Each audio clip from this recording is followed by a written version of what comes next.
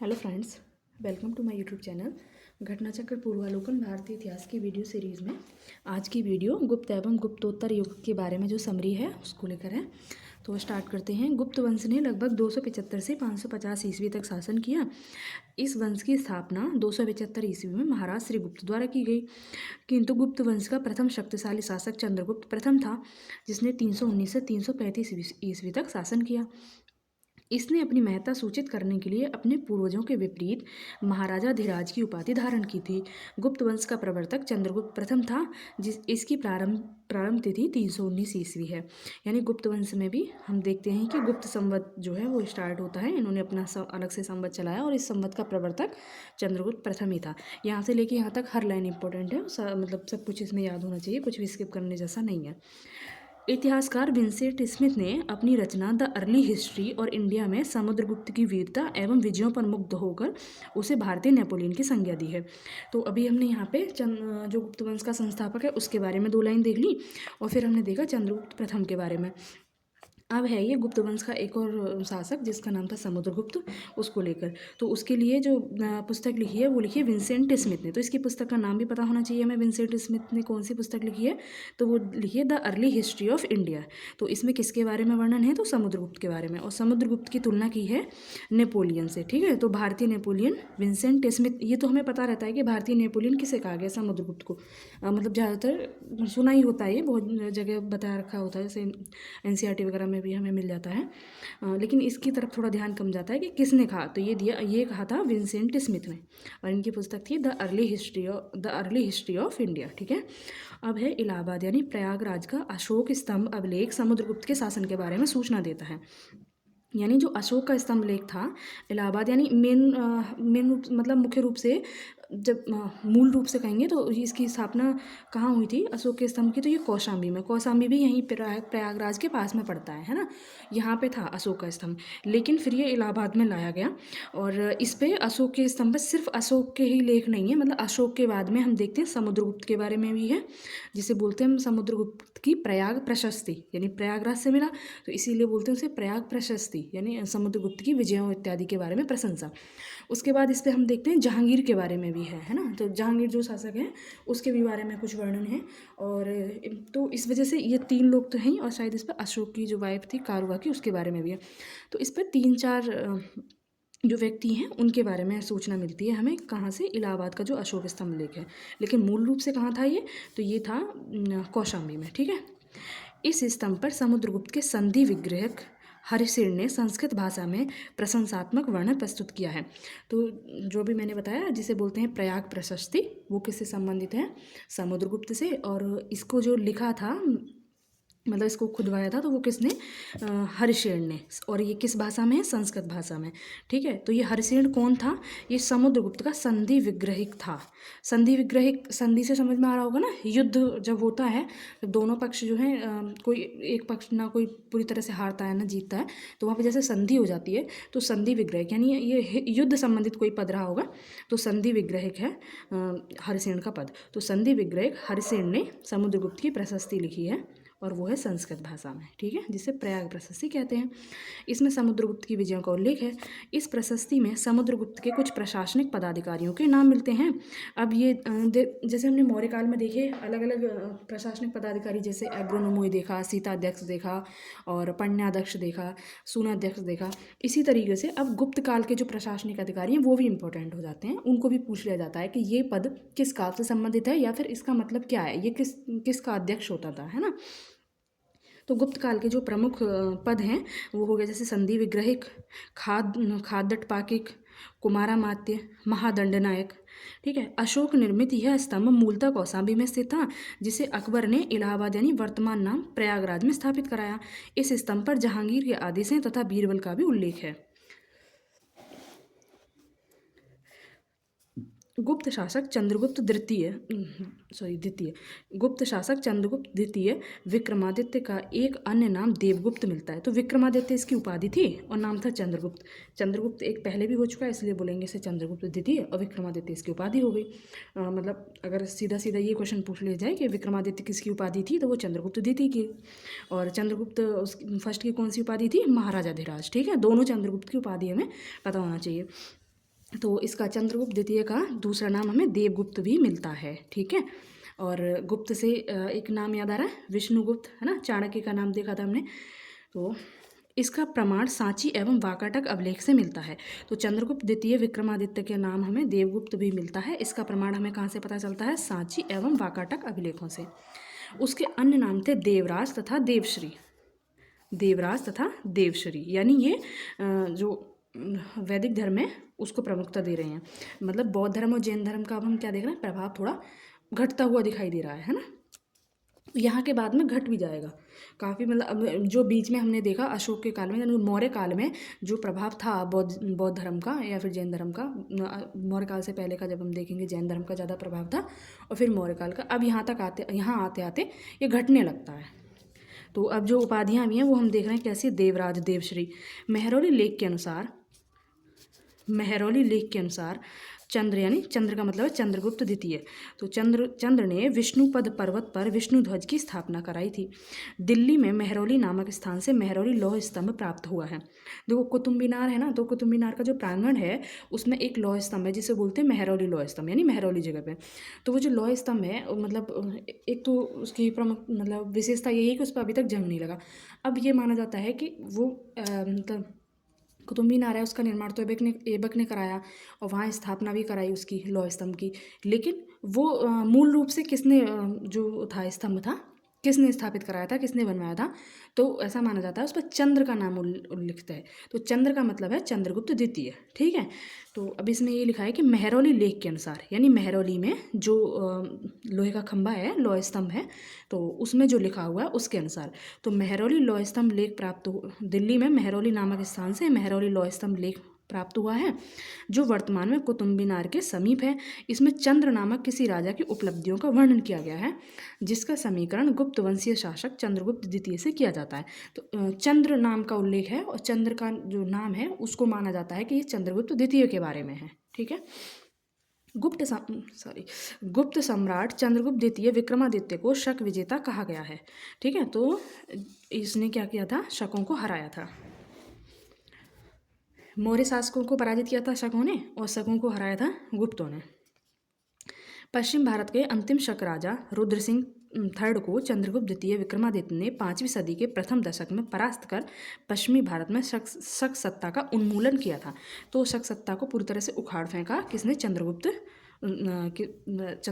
विक्रमादित्य या फिर चंद्रगुप्त द्वितीय।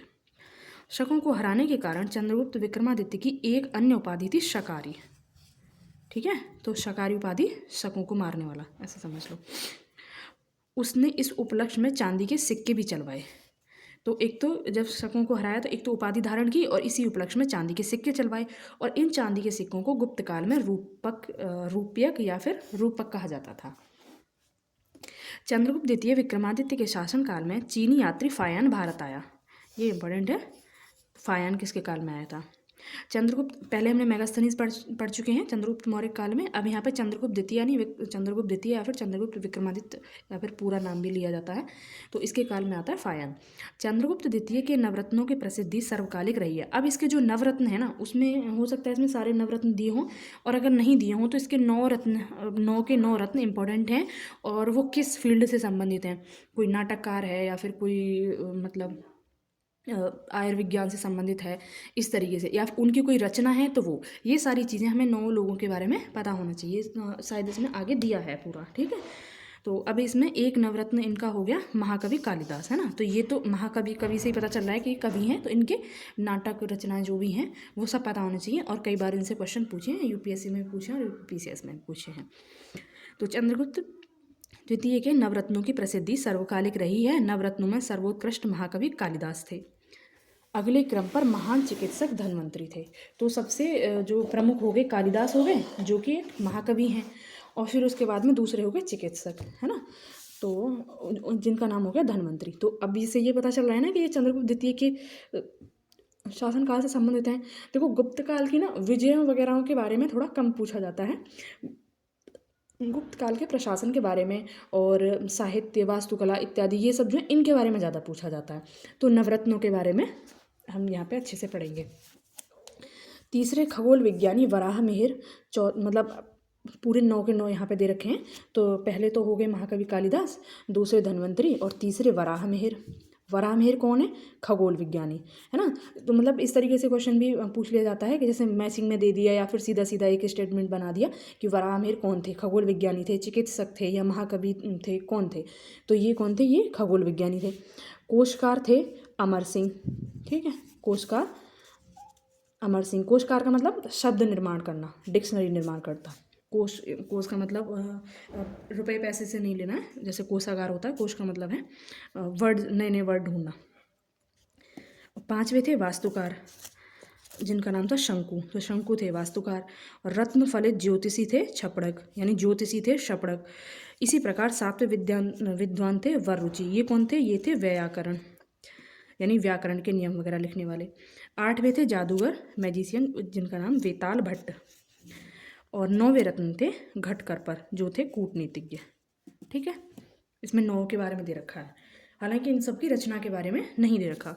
अमर सिंह के बारे में भी क्वेश्चन पूछा हुआ है, वराहमिहिर के बारे में भी पूछा हुआ है, धन्वंतरी के बारे में पूछा हुआ है। ये भी मतलब जहाँ तक है एक आध कोई रह रहा होगा, सबके बारे में क्वेश्चन बन रखा है। कुमारगुप्त प्रथम, अब देखो, अब यहाँ पे हमने चंद्रगुप्त द्वितीय के बारे में पढ़ लिया, अब कुमारगुप्त के बारे में थोड़ा सा है, फिर स्कंदगुप्त के बारे में है। अब कुमारगुप्त प्रथम के बारे में क्या लिखा है यहाँ पे कि कुमारगुप्त प्रथम महेंद्रादित्य चंद्रगुप्त द्वितीय की पत्नी ध्रुव देवी से उत्पन्न हुआ बड़ा पुत्र था। यानी चंद्रगुप्त द्वितीय का बेटा था कुमारगुप्त, और जिसने उपाधि धारण की महेंद्रादित्य की। तो इसके समय के गुप्तकालीन सर्वाधिक अभिलेख प्राप्त हुए हैं। तो इसके बारे में एक बात हमें क्या याद रखनी है कि इसके काल में हमें सर्वाधिक अभिलेख जो हैं गुप्त काल के, वो कहाँ से मिलते हैं? तो गुप्त काल से, जब कुमारगुप्त शासन कर रहा होता है उसके शासन काल के समय के, ठीक है। और कुमारगुप्त को लेके हमें इसमें एक देखना था नालंदा विश्वविद्यालय के बारे में, कि उसकी स्थापना शायद इसी ने कराई थी, ऐसा माना जाता है। वो पीछे हमने पढ़ा था, इसमें शायद यहाँ पे नहीं हो अभी। तो इसके समय के गुप्तकालीन सर्वाधिक अभिलेख प्राप्त हुए हैं, जिनकी संख्या लगभग 18 है।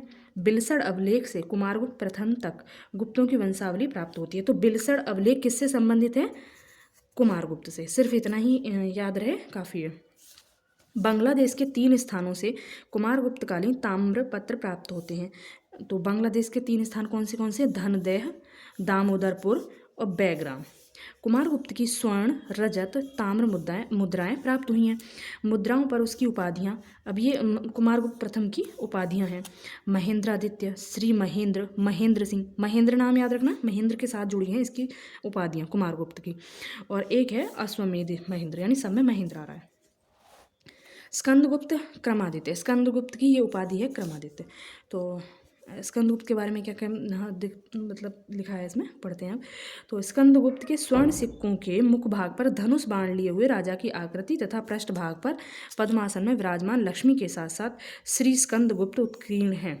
सिर्फ इतना याद रखना है कि अब हमें मतलब कैसा ट्रेंड दिख रहा है सिक्कों पे, कि राजा भी है और मतलब देवी देवताओं के तो चित्र हैं ही, उनके साथ में राजा है। यानी अब राजा की तुलना देवी देवताओं से होने लगी है। मतलब राजा जो है दैवीय शक्ति के बराबर है, राजा की शक्ति। इस तरीके से मतलब इस तरीके से जो अंकन किया जा रहा है राजा की मूर्ति, राजा के चित्र का देवी देवताओं के साथ में, इसका मतलब है कि जो राजा की शक्ति है उसको दैवीय शक्ति के बराबर बताना, ठीक है। अब ये कहाँ से स्टार्ट होता है?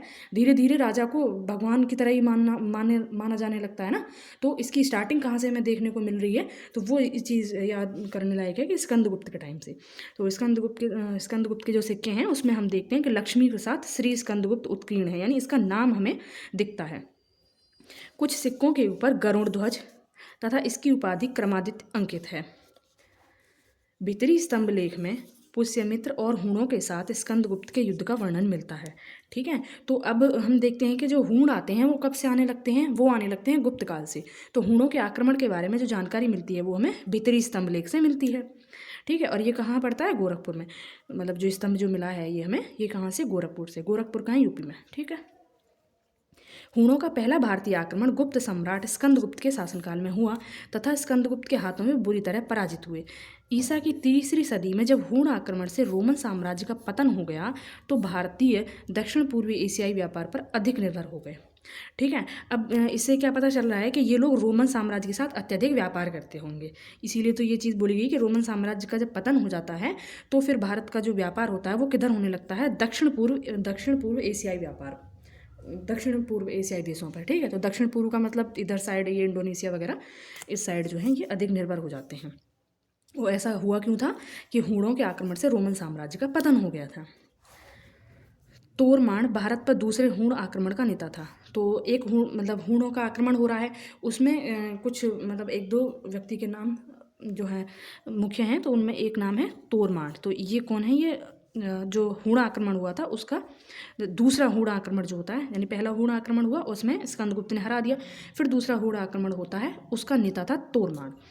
मध्य भारत के एरण, एरण एक जगह है मध्य भारत में, तो मध्य भारत के एरण नामक स्थान से वाराह प्रतिमा पर खुदा हुआ उसका लेख मिला है, ठीक है। तो तोरमाण का एक लेख मिला है हमें, वाराह प्रतिमा। वाराह प्रतिमा किसकी है? विष्णु की, है ना। जिससे पता चलता है कि धन्य विष्णु उसके शासनकाल के प्रथम वर्ष में उसका सामंत था। मेहर कुल हूण शासक तोरमाण का पुत्र। तो जो हूण शासक हूण जो नेता हैं उनमें एक तो तोरमाण का नाम और एक मेहर कुल, ये दो नाम ही ज़्यादा आते हैं और ये दोनों नामों का यहाँ पे उल्लेख है ही। तो तोरमाण का हमें कैसे मतलब दो चीज़ें याद रखनी है, एक तो ये दूसरा जो हूणों का आक्रमण, दूसरी बार जब हूण का आक्रमण होता है उसका नेता था। दूसरी बात ये कि इसका जो हमें लेख कहाँ मिलता है? एरण नामक स्थान पर वाराह प्रतिमा पर खुदा हुआ मिलता है। फिर इसके तोरमाण का जो पुत्र है उसका नाम है मेहरकुल। मेहरकुल का बस इतना ही याद रहे कि जो मेहरकुल है वो हूण शासक था, ठीक है। मेहरकुल अत्यंत क्रूर व अत्याचारी शासक था। चीनी यात्री ह्वेनसांग तथा मंदसौर लेख के साक्ष्य से ज्ञात होता है कि सर्वप्रथम गुप्त नरेश नरसिंह गुप्त बालादित्य ने लगभग 528 ईस्वी या कुछ स्रोतों के अनुसार 495 ईस्वी में तत्पश्चात मालव नरेश यशोधर्मन द्वारा मेहरकुल को बुरी तरह पराजित किया गया था। तो मेहरकुल हूणों का मतलब हूण था, है ना। एक तो हमने देख लिया स्कंदगुप्त ने हूणों को हराया बुरी तरह, फिर हम देखते हैं कि मालव नरेश था यशोवर्मन, कहीं कहीं यशोधर्मन, जैसे यहाँ यशोधर्मन लिखा है, यशोवर्मन भी यशोवर्मन नाम भी मिलता है कहीं कहीं। तो मालव नरेश यशोवर्मन ने मेहरकुल को हराया था, ठीक है। और ये हमें कहाँ से पता चलता है? तो ये हमें पता चलता है चीनी यात्री हेनसांग मतलब इसका वर्णन करता है, और दूसरा मंदसौर लेख। बस यहाँ से इतना ही पता होना चाहिए। अब है कि गुप्त काल में बंगाल में ताम्रलिप्ति एक प्रमुख बंदरगाह था। तो बंदरगाह प्रमुख मतलब बंदरगाह क्यों हमें प्रमुख रूप से याद करनी चाहिए? क्योंकि बंदरगाह क्या है? बंदरगाह जब होंगे तो अन्य देशों से व्यापार होगा, व्यापार होगा तो साम्राज्य की समृद्धि के लिए मतलब ये सकारात्मक पॉइंट है कि अन्य देशों से व्यापार हो रहा है, तो इसलिए बंदरगाह इंपॉर्टेंट हो जाते हैं। तो किस साम्राज्य का कौन सा बंदरगाह ज़्यादा मुख्य था, मतलब महत्वपूर्ण था, वो हमें पता होना चाहिए। तो जो ताम्रलिप्ति बंदरगाह है जो पड़ता है बंगाल में, ये गुप्त काल का महत्वपूर्ण बंदरगाह है। अब ये ताम्रलिप्ति इस साइड है किधर, बंगाल की तरफ। तो ये क्यों महत्वपूर्ण रहा होगा? क्योंकि रोमन साम्राज्य नष्ट हो चुका है, अब दक्षिण पूर्वी जो देश हैं, दक्षिण पूर्वी एशियाई देश हैं, उन पर निर्भर होने लगे हैं व्यापार के लिए। तो इस वजह से जो ताम्रलिप्ति बंदरगाह है ये महत्वपूर्ण हो जाता है। जहाँ से उत्तर भारतीय व्यापार एवं साथ ही दक्षिण पूर्वी एशिया, चीन, श्रीलंका, जावा, सुमात्रा आदि देशों के साथ व्यापार होता था। पश्चिमी भारत का प्रमुख बंदरगाह था भृगुकच्छ भड़ौच, जहाँ से पश्चिमी देशों के साथ समुद्री व्यापार होता था। यानी भड़ौच था जिसका दूसरा नाम है भृगुकच्छ, ये था, है ना, पश्चिमी साइड। फिर दूसरा इधर ताम्रलिप्ति, यानी दोनों, एक पूर्वी साइड हो गया, एक पश्चिमी साइड हो गया। ये उस टाइम महत्वपूर्ण रहा होगा जब रोमन साम्राज्य से इनका व्यापार होता था। प्राचीन भारत की अर्थव्यवस्था में श्रेणियों का महत्व था। तो वहाँ पे हमने पढ़ा था मौर्यकाल में सार्थवा, यहाँ पे श्रेणी। सार्थवा उसका मुखिया था, श्रेणी एक तरीके से ग्रुप है, लेकिन है वही व्यापारियों का। तो प्राचीन भारत की अर्थव्यवस्था में श्रेणियों का विशेष महत्व था। ये संगठन व्यापारियों के द्वारा उनके व्यापार के समुचित संचालन के लिए स्थापित किए जाते थे। तो श्रेणियों से क्या पता चल रहा है? ये एक संगठन है। तो व्यापारियों का ही अपना एक संगठन है, और इसका मतलब इसका गठन क्यों किया जा रहा है? कि उनका व्यापार जो है, व्यापार के समुचित संचालन के लिए। श्रेणियों का अपने सदस्यों पर न्यायिक अधिकार होता था, तथा श्रेणियों के द्वारा ही सदस्यों के वेतन, काम करने के नियमों, मानकों, कीमतों का निर्धारण किया जाता था, ठीक है। तो जो श्रेणी थी इसको मतलब न्यायिक अधिकार था। न्यायिक अधिकार का मतलब है कि कौन सी चीज़ कैसे होगी, और उसको दंड भी दे सकते हैं वो। न्यायिक कार्य का मतलब तो यही होता है ना, किसका मतलब कार्यों का अनुपालन कराना, कि आपको तुम्हारा क्या कर्तव्य है, ये करना चाहिए, कौन से नियम पालन करना चाहिए इत्यादि। प्रत्येक श्रेणी का अपना एक प्रमुख होता था। जो श्रेणियाँ थी यानी संगठन थे, उसका एक प्रमुख होता था। राजा का श्रेणियों के संचालन में कोई हस्तक्षेप नहीं था। ये देखो इम्पोर्टेंट है बात कि राजा का श्रेणियों के संचालन में कोई हस्तक्षेप नहीं था। ऐसा लग सकता है कि भाई राजा तो सर्वोच्च होता है, तो उसका इनमें मतलब श्रेणियों में हस्तक्षेप क्यों नहीं होगा, ऐसा हम सोच सकते हैं, लेकिन ये अगर हम ऐसा सोचेंगे तो गलत होगा। राजा का श्रेणियों के संचालन में कोई हस्तक्षेप नहीं होता था। श्रेणियाँ अपने नियम स्वयं बनाती थीं। गुप्त काल में गुजरात, बंगाल, दक्कन एवं तमिलनाडु वस्त्र उत्पादन के लिए प्रसिद्ध थे। तो गुजरात, बंगाल, दक्कन, तमिलनाडु, ये मतलब थोड़ा सा ध्यान रखना, ये सारे साइड में हो गए। देखो, एक बंगाल इधर हो गया पूर्व की तरफ, गुजरात पश्चिम की तरफ हो गया, और ये साउथ की तरफ हो गया। और ये क्या है, वस्त्र उत्पादन के लिए प्रमुख क्षेत्र हैं। ठीक है।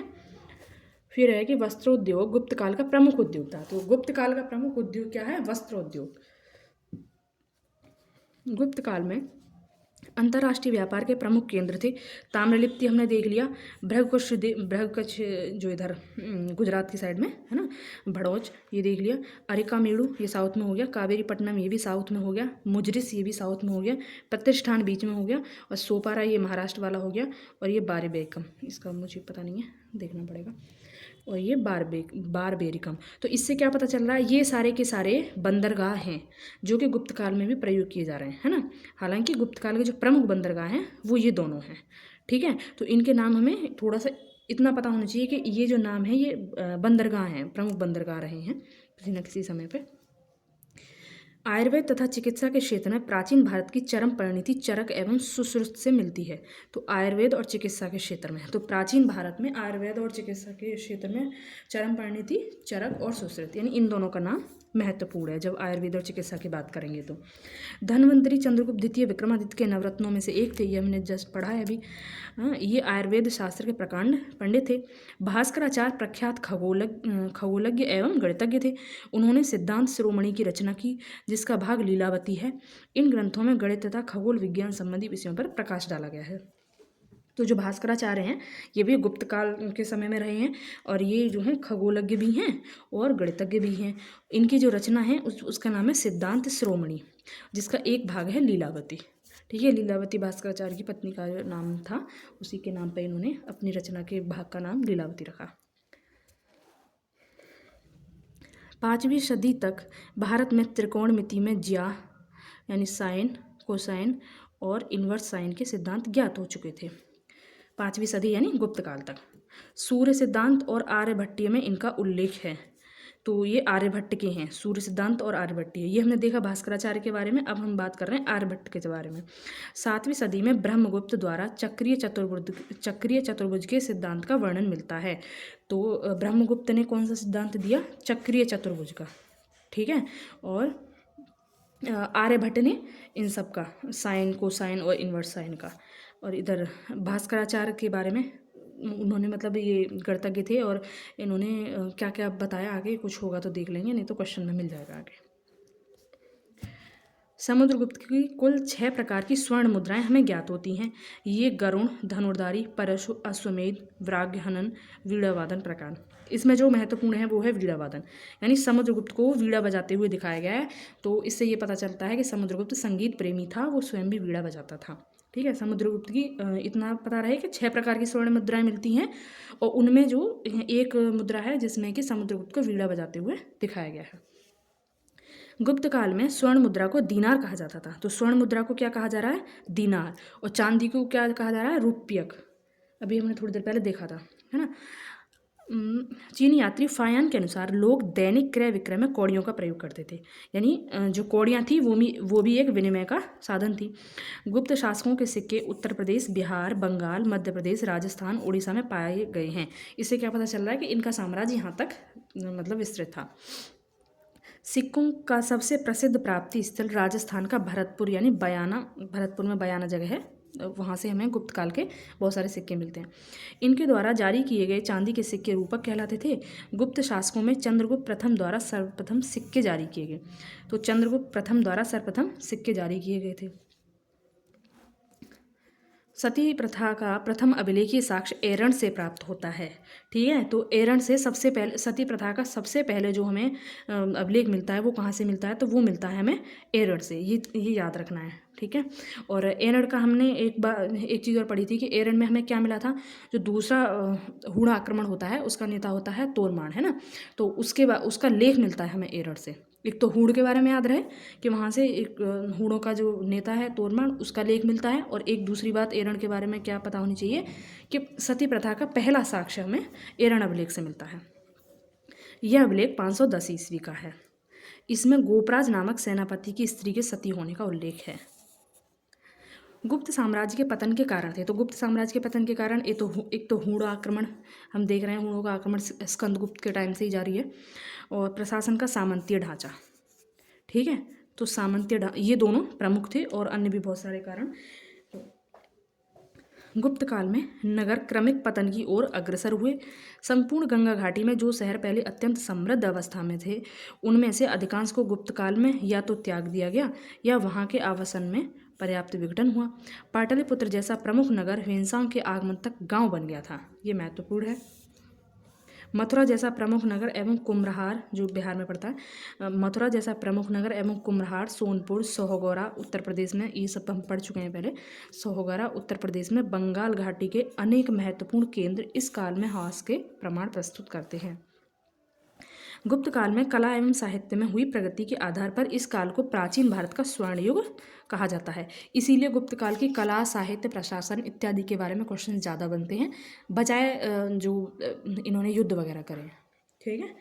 इसी वजह से इस काल को स्वर्ण युग भी कहते हैं, प्राचीन भारत का स्वर्ण युग। अजंता की 3 गुफाएं गुप्तकालीन मानी जाती हैं। इनमें 16वीं तथा 17वीं गुफा विहार तथा 19वीं गुफा चैत्य है। तो अजंता की 3 गुफाएं 16, 17 और 19, ये तीनों गुफाएं गुप्तकालीन मानी जाती हैं। और 16 और 17 गुफा तो विहार हैं और 19वीं चैत्य। विहार मतलब जहाँ बौद्ध भिक्षु रहते थे, और चैत्य का मतलब जहाँ मतलब बौद्धों का पूजा स्थल। गुप्त वंश के शासकों ने मंदिरों एवं ब्राह्मणों को सबसे अधिक ग्राम अनुदान में दिए। ये चीज़ याद रखनी है यहाँ पे कि हमने मौर्य काल में देखा था कि जो धार्मिक कार्य के लिए, है ना, मतलब धर्म से प्रेरित होकर या जैसे भी है, मतलब धर्म से जुड़े कि कोई भी भूमि अनुदान का हमें कोई उल्लेख नहीं मिलता है मौर्य काल में। लेकिन गुप्त वंश के शासकों ने सबसे ज़्यादा मतलब ग्राम अनुदान में दिए थे मंदिरों और ब्राह्मणों को, ठीक है। गुप्त काल में जो लोग राजकीय भूमि पर कृषि करते थे, उन्हें अपनी उपज का एक भाग राजा को कर के रूप में देना पड़ता था, जो राजकीय भूमि पर कृषि करते थे, ठीक है।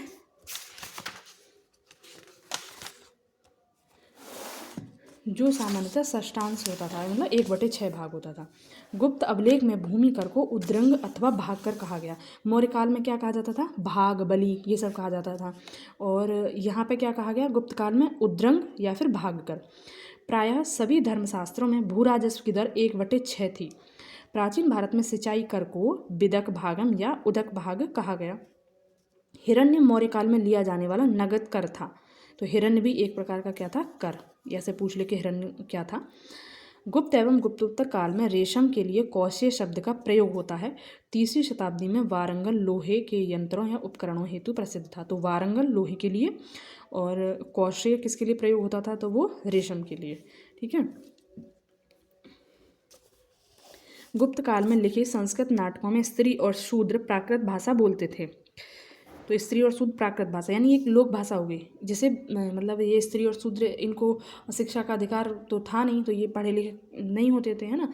महिला थोड़ा बहुत पढ़ भी लें, शूद्रों को तो था ही नहीं। तो ये लोग प्राकृत भाषा बोले, इसका मतलब क्या है? ये लोक भाषा है ना। तो गुप्त काल में लिखे संस्कृत नाटकों में स्त्री और शूद्र प्राकृत भाषा बोलते थे, जबकि उच्च वर्ण के लोग संस्कृत भाषा बोलते थे। यानी यहाँ से पता चल रहा है कि संस्कृत जो है अब जातीय भाषा होने लगी, कुलीन भाषा होने लगी। शूद्रकृत मृच्छकटनम नामक रचना से गुप्तकालीन शासन व्यवस्था एवं नगर जीवन के विषय में रोचक सामग्री मिलती है।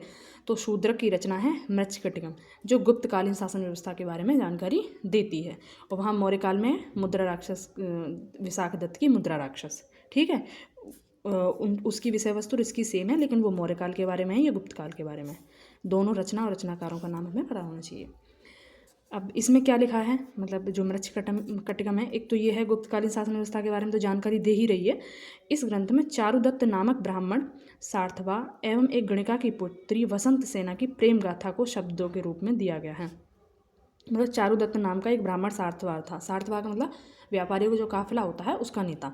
तो एक ब्राह्मण जो है, गणिका यानी वैश्या की पुत्री से प्रेम करता है, उसके बारे में इसमें मृच्छकटिकम में लिखा हुआ है, ठीक है। गुप्त साम्राज्य की शासन व्यवस्था राजतंत्रात्मक थी। मौर्य शासकों के विपरीत गुप्त वंशीय शासक अपनी दैवीय उत्पत्ति में विश्वास करते थे। तो हमने देखा कि गुप्त वंशीय शासक में हम देख रहे हैं कि वो लोग जो हैं, जो देवी देवताओं की मूर्तियां हैं, मतलब उनके जो चित्र बने हुए हैं सिक्कों पर, उनके साथ अपने नाम का उल्लेख करा रहे हैं, यानी वो देवताओं से बराबरी कर रहे हैं। तो इसी हमने पहले ही इस चीज़ के बारे में समझ चुके हैं। वही चीज़ यहाँ पर बता रखी है कि मौर्य शासकों के विपरीत गुप्त वंशीय शासक अपनी दैवीय उत्पत्ति में विश्वास करते थे, यानी उनकी उत्पत्ति दैवीय है ना, मतलब एक तरीके से वो अपनी तुलना देवों से कर रहे हैं। गुप्त शासकों ने भूमि दान की परंपरा को विस्तारित किया। गुप्त प्रशासन का स्वरूप केंद्रीकृत न होकर संघात्मक था, यानी गुप्त प्रशासन का स्वरूप कैसा था? केंद्रीकृत न होकर संघात्मक। जो सामंती व्यवस्था है ना, वही है। मतलब छोटे छोटे सरदार बना दिए, एक स्थान विशेष का कोई और सरदार, वो लोग वहाँ का शासन देख रहे हैं, कोई कहाँ का। और केंद्रीकृत नहीं था। एक हमने थोड़ी देर पहले देखा श्रेणी के बारे में, तो जो श्रेणी थी, मतलब जो संगठन था व्यापारियों का, उसमें राजा के हस्तक्षेप नहीं था, है ना। तो केंद्रीकृत का मतलब होता है एक ही, मतलब जो एक शक्ति है उसी के अंडर सब कुछ आना, यानी राजा के अंडर सब कुछ आना। ठीक है, तो वो केंद्रीकृत नहीं था। ये लाइन इंपॉर्टेंट हो जाती है। ऐसा लग सकता है कि केंद्रीकृत क्यों नहीं होगा, तो ये संघात्मक था। संघात्मक जैसे अभी हम संघात्मक व्यवस्था के बारे में पढ़ते हैं, केंद्र की शक्ति अलग है, राज्य की शक्ति अलग है ना। गुप्त राजा अनेक छोटे राजाओं का राजा होता था। इसका मतलब ये हो गया, जैसे अभी हम भारत के, अभी जो भारत में राज व्यवस्था, मतलब प्रशासन है, अगर उससे रिलेट करके देखें तो, है ना, बहुत सारे राज्य हैं, फिर उनका मतलब केंद्र में प्रधानमंत्री और राज्य में मुख्यमंत्री। इस तरीके से गुप्त राजा अनेक छोटे राजाओं का राजा होता था। सामंत तथा प्रांतीय शासक अपने अपने क्षेत्रों में नितांत स्वतंत्रता का अनुभव करते थे। शतरंज का खेल भारत में गुप्त काल के दौरान उद्भूत हुआ था, जहां इसे चतुरंग के नाम से जाना जाता है। भारत से यह ईरान एवं तत्पश्चात यूरोप में पहुंचा। अब ये प्रवरसेन नाम का जो राजा है वो वाकाटक वंश का है। उसके बारे में बताया गया है कि प्रवरसेन प्रथम वाकाटक वंश का एकमात्र शासक था जिसने सम्राट की उपाधि धारण की थी। ठीक है, तो प्रवरसेन प्रथम, अब ये एकमात्र था शासक वाकाटक वंश का जिसने सम्राट की उपाधि धारण की थी। तो इसलिए सिर्फ इतना याद रहे कि जो प्रवरसेन है उसने सम्राट की उपाधि धारण की और वाकाटक वंश से था। इससे ज़्यादा, बहुत ज़्यादा मतलब इसमें याद करने की ज़रूरत नहीं है। सिर्फ इसका एक ग्रंथ है, उसके बारे में और हम देख लेंगे। पढ़ते हैं आगे। वाकाटक शासक प्रवरसेन प्रथम ने 4 अश्वमेध यज्ञों का संपादन किया। इसके साथ ही उसने अनेक वैदिक यज्ञ भी किए। इसी वंश के शासक प्रवरसेन द्वितीय, अच्छा वो प्रवरसेन द्वितीय है जिसने मतलब एक ग्रंथ की रचना की थी। तो इस प्रवरसेन प्रथम के बारे में सिर्फ इतना कि इसने सम्राट की उपाधि धारण की और ये एकमात्र मतलब शासक था वाकाटक वंश का जिसने ये उपाधि धारण की। और प्रवरसेन द्वितीय जो है, प्रवरसेन से नाम याद रहेगा कि ये भी वाकाटक वंश से था। और जो प्रवरसेन द्वितीय है इसकी एक रचना है सेतुबंध। महर्षि कपिल ने सांख्य दर्शन का प्रतिपादन किया। अब ये नया टॉपिक छिड़ गया दर्शनों के बारे में, मतलब उस टाइम पे दर्शन, अलग अलग दर्शन भी आ रहे हैं। तो सांख्य दर्शन का प्रतिपादन किसने किया है? महर्षि कपिल ने। सांख्य जो है पुनर्जन्म अथवा आत्मा के आवागमन के सिद्धांत को स्वीकार करता है। सांख्य दर्शन में अज्ञानता को ही दुखों का कारण तथा विवेक ज्ञान को उनसे मुक्ति का एकमात्र उपाय बताया गया है। ठीक है, जैसे कि जैन धर्म में कर्मों को बताया गया आवागमन का कारण। ठीक है, तो इसी तरीके मतलब जो दर्शन है उनका मतलब उनका कोर वाक्य क्या है, मतलब उनका उद्देश्य क्या है, या फिर वो क्या कहना चाहते हैं, 1-2 लाइन में उनका जो मुख्य मुख्य बातें हैं वो पता होनी चाहिए। तो जो सांख्य जो है, सांख्य दर्शन क्या कह रहा है कि पुनर्जन्म वगैरह होता है, आत्मा अजर अमर है, आत्मा का बार बार जन्म होता है। मतलब आत्मा नए नए शरीर में आती है इस तरीके से। तो अब ये आती क्यों है? तो इसमें लिखा है कि सांख्य दर्शन में अज्ञानता को दुखों का कारण माना गया है। तो अज्ञानता से क्या होता है? दुख आते हैं जीवन में। और विवेक ज्ञान को, है ना, विवेक ज्ञान कह लो या तर्क ज्ञान कह लो, तो विवेक ज्ञान को उनसे मुक्ति का एकमात्र उपाय बताया गया। जब विवेक ज्ञान होगा तो इनसे हमें मुक्ति मिलेगी और बार बार जन्म नहीं लेना पड़ेगा। महर्षि पतंजलि को योग दर्शन का, अब ये तो हो गया सांख्य दर्शन का, अब योग दर्शन के बारे में बात की गई है कि महर्षि पतंजलि को योग दर्शन का प्रतिष्ठापक आचार्य माना गया है। इसी तरीके से 6 दर्शन है ना, तो 6 के बारे में यहाँ पे अगर लिखा होगा तो ठीक है, नहीं तो हाँ इसमें है आगे 6 दर्शन दे रखे हैं। ठीक है, महर्षि पतंजलि को योग दर्शन का प्रतिष्ठापक आचार्य माना जाता है। सर्वप्रथम महर्षि पतंजलि ने ही सुसंबद्ध दार्शनिक सिद्धांत के रूप में योग का विवेचन किया था, इसीलिए इसे पतंजलि दर्शन भी कहा गया। तो योग दर्शन का प्रतिष्ठापक कौन है? पतंजलि। ठीक है, अब है नव्य न्याय संप्रदाय का प्रवर्तन। मिथिला के आचार्य गंगेश उपाध्याय की युग प्रवर्तक कृति तत्व चिंतामणि से हुआ। नव्य न्याय संप्रदाय, मतलब ये दर्शन नहीं है, ये अलग से संप्रदाय है। दर्शन होंगे वो आगे हम देख लेंगे, इसमें आगे दिया है। तो नव्य न्याय संप्रदाय का प्रवर्तन मिथिला के आचार्य थे गंगेश उपाध्याय। इनकी युग प्रवर्तक कृति थी तत्व चिंतामणि। मतलब तत्व चिंतामणि इनकी जो एक कृति थी, यानी इनकी जो रचना थी, उसने काफ़ी ज़्यादा चेंज लाया। उसकी वजह से नव्य न्याय संप्रदाय का प्रवर्तन हुआ। इसके संवर्धन के लिए बंगाल के नवद्वीप के न्यायिक वासुदेव सार्वभौम, दीधितकार रघुनाथ शिरोमणि तथा मथुरानाथ जगदीश एवं गदाधर भट्टाचार्य प्रसिद्ध हैं। मतलब ये इनके सारे नाम नव्य न्याय संप्रदाय के साथ जुड़े हैं। इसमें जैसे कि नाम पूछ ले कि भाई ये किस संप्रदाय से जुड़े हैं, तो उस चीज़ के लिए हम थोड़ा सा देख सकते हैं कि इसमें कौन कौन है। वासुदेव सार्वभौम, दीधितकार रघुनाथ शिरोमणि, मथुरानाथ जगदीश, गदाधर भट्टाचार्य। भारतीय दर्शन में चारवाक दर्शन जड़वादी या भौतिकवादी विचारधारा का पोषक है। तो 2 दर्शन तो यहाँ हो गए। अब ये दर्शन मतलब उन 6 दर्शन में नहीं गिना जाता। तो भारतीय दर्शन में चारवाक दर्शन जड़वादी या भौतिकवादी विचारधारा का पोषक है। एकमात्र दर्शन है ऐसा भारतीय दर्शन में। इस दर्शन का आदर्श है यावत जीवित सुखे जीवित रणम कृत्वा घृत पिबेत भस्मीभूतस्य देहस्य पुनरागमन कुतः। मतलब यही कहते हैं कि जब तक जियो मौज करो, एक तरीके से मानी जब तक जियो घी पियो, ना मिले तो उधार लेकर पियो, कुछ इस तरीके का इनका कॉन्सेप्ट है। जब तक जीवित रहें, सुख से जीवित रहें, उधार लेकर घी पिएं, क्योंकि देह के भस्म होने जाने के बाद पुनर्जन्म नहीं होता। मतलब इस दर्शन का आदर्श ये है। जैसे हम सबके आदर्श पढ़ रहे हैं, उसमें देखा हमने कि भाई आत्मा, सांख्य दर्शन के बारे में देखा कि आत्मा का आवागमन होता है, दुखों का कारण क्या है, और इसका आदर्श मतलब ये जो लोकायत है या फिर चारवाक दर्शन कह लो, उसका आदर्श वाक्य जो है वो ये है। अब है ये न्याय दर्शन, यानी 2 दर्शन हो गए। अब ये तीसरा दर्शन कि न्याय दर्शन का प्रवर्तन गौतम ने किया, जिसे अक्षपाद भी कहा जाता है। तो न्याय दर्शन का दूसरा नाम न्याय दर्शन का प्रवर्तन किसने किया? गौतम ने। गौतम का दूसरा नाम अक्षपाद। न्याय का शाब्दिक अर्थ है तर्क या निर्णय। ठीक है। न्याय दर्शन में 16 पदार्थों या तत्वों का अस्तित्व स्वीकार किया गया है। न्याय दर्शन का मूल ग्रंथ गौतम कृत न्याय सूत्र है।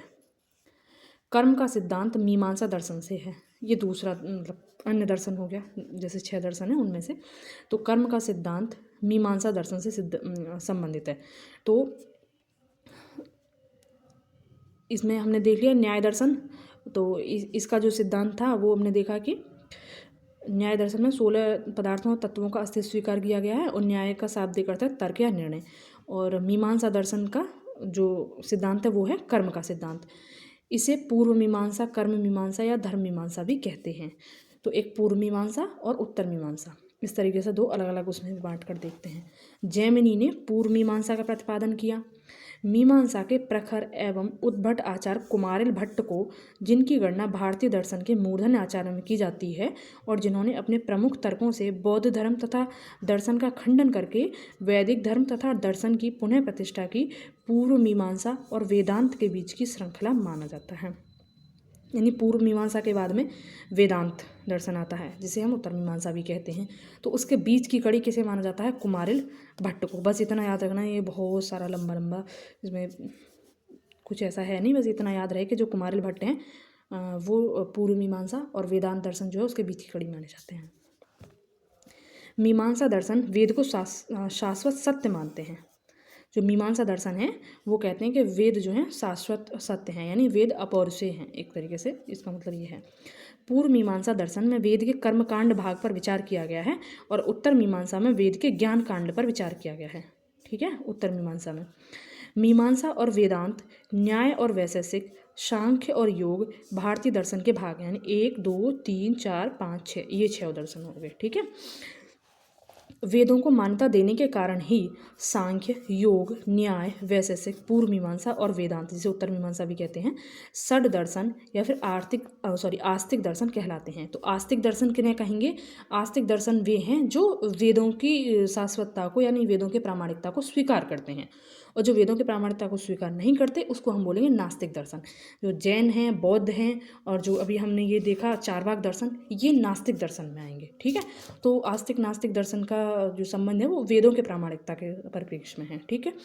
और षड दर्शन यानी ये 6 दर्शन, और 6 दर्शन हमें पता होनी चाहिए, सांख्य, योग, न्याय, वैशेषिक, पूर्व मीमांसा और वेदांत, ये इसी क्रम में ही याद होने चाहिए। अब इनके प्रणेता दे रखे हैं। सांख्य मतलब किसने प्रतिपादन किया, तो सांख्य का किया कपिल ने, योग का किया पतंजलि ने, और इधर न्याय का किया गौतम ने, वैशेषिक का किया कणाद ने, पूर्व मीमांसा का किया जैमिनी ने, और उत्तर मीमांसा या फिर वेदांत कह लो इसका किया बादरायण ने। वेदांत दर्शन को भारतीय विचारधारा की पराकाष्ठा माना जाता है। वेदांत यानी उत्तर मीमांसा जो है, तो ये मतलब इसका सिद्धांत क्या था कि जो वेद हैं उनके जो ज्ञान कांड है उस पर मतलब बल देता है ना, और जो पूर्व मीमांसा थी वो कर्म कांड पर, ठीक है। तो वेदांत दर्शन को भारतीय विचारधारा की पराकाष्ठा माना जाता है। वेदांत का शाब्दिक अर्थ है कि वेद का अंत या वैदिक विचारधारा की पराकाष्ठा। वेदांत दर्शन के 3 आधार हैं, क्या क्या, उपनिषद, ब्रह्मसूत्र और भगवत गीता। यानी जो ये उत्तर मीमांसा है जिसे वेदांत कह रहे हैं हम, तो वेदांत दर्शन के 3 आधार क्या क्या हैं, उपनिषद, ब्रह्मसूत्र और भगवत गीता। इन्हें वेदांत की प्रस्थानत्रयी कहा जाता है। तो ये प्रस्थानत्रयी किसे कहते हैं, वेदांत के प्रस्थानत्रयी क्या हैं, ये तीनों हैं। कई सूक्ष्म भेदों के आधार पर इसके कई उपसंप्रदाय एवं इसके प्रवर्तक हैं। तो जो ये वेदांत है ना उत्तर मीमांसा, इसके कई संप्रदाय हैं और उनके प्रवर्तक कौन कौन है, शंकराचार्य, और जिनका मतलब शंकराचार्य, इन्होंने वेदांत का कौन सा मतलब संप्रदाय प्रचलित किया या फिर मतलब किस संप्रदाय का इन्होंने प्रचलन किया, तो वो है अद्वैतवाद। ये इसके संस्थापक थे, ठीक है। तो ये वेदांत का एक संप्रदाय है। रामानुज का विशिष्टाद्वैतवाद, माध्वाचार्य का द्वैतवाद, यानी ये सब क्या है, विशिष्टाद्वैतवाद, द्वैतवाद, अद्वैतवाद, ये संप्रदाय हैं। किसके संप्रदाय हैं, तो ये उत्तर मीमांसा दर्शन के संप्रदाय हैं, ठीक है। और इनके जो प्रवर्तक हैं वो इस तरीके से हमें याद रखना है, शंकराचार्य का द्वैतवाद, रामानुज का विशिष्टाद्वैतवाद और माध्वाचार्य का द्वैतवाद। अब है कि पुराणों के अनुसार चंद्रवंश या सोमवंश क्षत्रिय वर्ण के 3 मूल वंशों, अन्य 2 हैं सूर्यवंश और अग्निवंश में से एक था। अब ये मतलब नया टॉपिक शुरू हो गया कि पुराणों के अनुसार जो चंद्रवंश है या फिर जिसे सोमवंश कहते हैं, क्षत्रिय वर्ण के 3 मूल वंश हैं, उनमें से एक है। और क्षत्रिय वर्ण के 3 मूल वंश कौन से हैं, सूर्य, अग्नि और चंद्र। चंद्रवंशीय शासकों का मूल स्थान त्रेता युग में प्रयाग था, परंतु प्रलय के बाद द्वापर युग में चंद्रवंशीय संवार ने प्रतिष्ठानपुर, वर्तमान झूसी या प्रयागराज में राजधानी की स्थापना की। अग्निकुल के राजपूतों का सर्वाधिक प्रसिद्ध प्रतिहार वंश था। गुर्जरों की शाखा से संबंधित होने के कारण इतिहास में इसे गुर्जर प्रतिहार वंश के नाम से जाना जाता है। अभी ये क्या चल रहा है, यहाँ से ये चल रहा है गुप्तोत्तर काल, यानी गुप्त काल और गुप्तोत्तर काल की समरी एक साथ दी हुई है ना। तो अब ये गुप्त के बाद में अब ये छोटे छोटे जो क्षत्रिय राजा हैं, स्थानीय राजा हैं, उनकी उत्पत्ति होगी। अब उन स्थानीय राजाओं के बारे में ये यहाँ बात करी जा रही है। तो चंद्रवंशीय हो गए, और फिर हम देखें अग्निकुल, जो अग्नि से उत्पन्न हुए राजपूत हैं, उनको कहा गया प्रतिहार वंशीय। तो ये भी उनके बारे में बात हो रही है। यहाँ तक हमने गुप्त काल के बारे में देखा है, ठीक है। तो अग्निकुल के जो राजपूत हैं वो सर्वाधिक प्रसिद्ध प्रतिहार वंश से हैं। गुर्जरों की शाखा से संबंधित होने के कारण इतिहास में से गुर्जर प्रतिहार वंश के नाम से जाना जाता है। गुर्जर जाति का प्रथम उल्लेख पुलकेशिन द्वितीय के ऐहोल लेख में हुआ है, ठीक है। तो ऐहोल लेख किसका है, पुलकेशिन द्वितीय का। बाणभट्ट के हर्षचरित में, यानी बाणभट्ट ने किसकी रचना की है, हर्षचरित की। तो बाणभट्ट के हर्षचरित में भी गुर्जरों का उल्लेख मिलता है। गुर्जर प्रतिहार वंश का संस्थापक नागभट्ट प्रथम था। तो गुर्जर प्रतिहार का कौन था, नागभट्ट प्रथम। ग्वालियर अभिलेख से पता चलता है कि उसने म्लेच्छ शासक की विशाल सेना को नष्ट कर दिया था, जो संभवतः सिंध का अरब शासक था। तो जैसे जो आक्रमणकारी होते थे ना, तो उनको म्लेच्छ कह दिया जाता था। तो ग्वालियर अभिलेख से हमें पता चलता है कि जो नागभट्ट प्रथम था उसने म्लेच्छ शासक की विशाल सेना को नष्ट कर दिया था, और जो ये म्लेच्छ शासक कौन था, संभवतः सिंध का अरब शासक। इस प्रकार नागभट्ट ने अरबों के आक्रमण से पश्चिम भारत की रक्षा भी की थी। यानी अब जो है ना, ये मुस्लिम आक्रमण यहाँ से शुरू होने लग जाते हैं, ठीक है।